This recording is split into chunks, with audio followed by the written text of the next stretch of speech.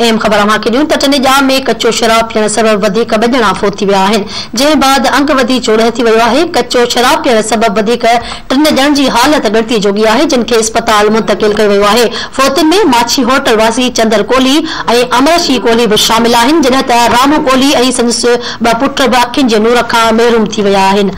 अफ़सोसनाक ख़बर अव्हांखे ॾियूं पिया, टनेजा में कच्चो शराब पीअण सबबि वधीक 2 ॼणा फोत थी विया आहिनि, जंहिं बाद अंग वधी चोड़ह थी वियो आहे। कच्चो शराब पीअण सबबि वधीक 3 ॼणनि जी हालत ॻणिती जोगी आहे, जिन खे अस्पताल मुंतक़िल कयो वियो आहे। फोतियुनि में माछी होटल वासी चंदर कोहली ऐं अमरशी कोहली बि शामिल आहिनि, जॾहिं त रामू कोहली ऐं संदसि 2 पुट बि अखियुनि जे नूर खां महरूम थी विया आहिनि।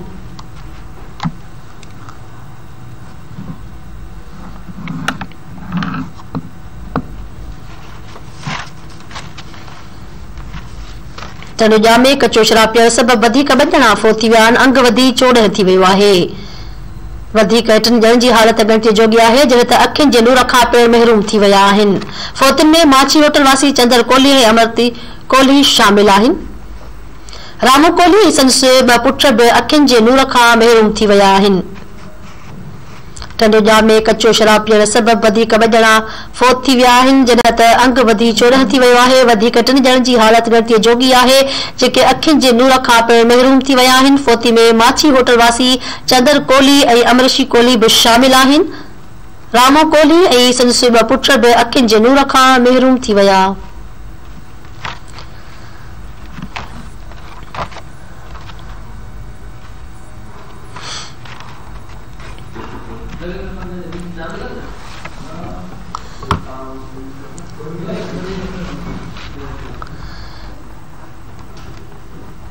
टनेजा में ज़हरीलो शराब पीअण सबबि 3 ॼणनि जी मौत वाक़िअ थियो आहे। टनेजा में कच्चो शराब पीअण सबबि वधीक 2 ॼणा फोत थी विया आहिनि, अंग वधी चोड़ह थी वियो आहे।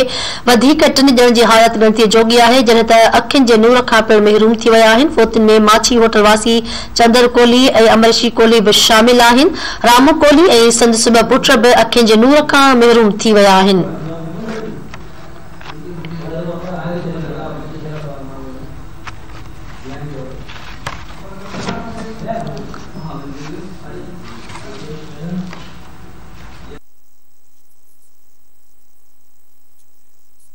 नाज़रीन, अव्हांखे ॿुधायूं पिया त टनेजा में कच्चो शराब पीअण सबबि वधीक 2 ॼणा फोत थी विया आहिनि, जॾहिं त अंग वधी चोड़ह थी वियो आहे। इन हवाले सां वधीक तफ़सील आहिनि। धरती टीवी न्यूज़ जो रिपोर्टर टनेजा खां जुनेद भट्टी लाइन ते मौजूद आहे। जी जुनेद, 2 ॼणा वधीक फोत थी विया आहिनि, कहिड़ा तफ़सील आहिनि हवाले सां?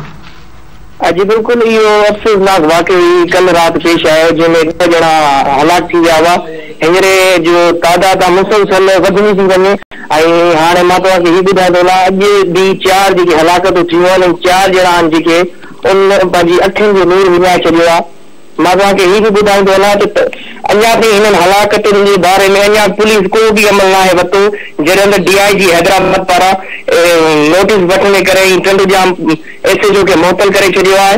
ऐं मां तव्हांखे हीउ ॿुधाईंदो हलां, जॾहिं त DIG हैदराबाद सां ॻाल्हि ॿोल थी, उनजो इहो ई चवणु आहे त SP पारां इहो 4 रुकनी कमेटी विहारी वई आहे, जिन में जेके 4 मुलविस माण्हू हूंदा हुननि ख़िलाफ़ कार्रवाई कई वेंदी। ऐं DIG हैदराबाद जो इहो बि चवणु आहे त असांखे अफ़सोस आहे त इहे जेके माण्हू 14 माण्हू मुआन, इन्हनि जी तादाद अञा वधंदी थी वञे। हिन मामले ते मां तव्हांखे हीउ ॿुधाईंदो हलां त हिननि जो इहो चवणु हो त इहे सभु माण्हू शराब में मुआन। मां SP हैदराबाद के तफ़सील मालूम करण जी रिपोर्ट घुर कई आहे। जी भट्टी, तफ़सील ॾियण जे लाइ।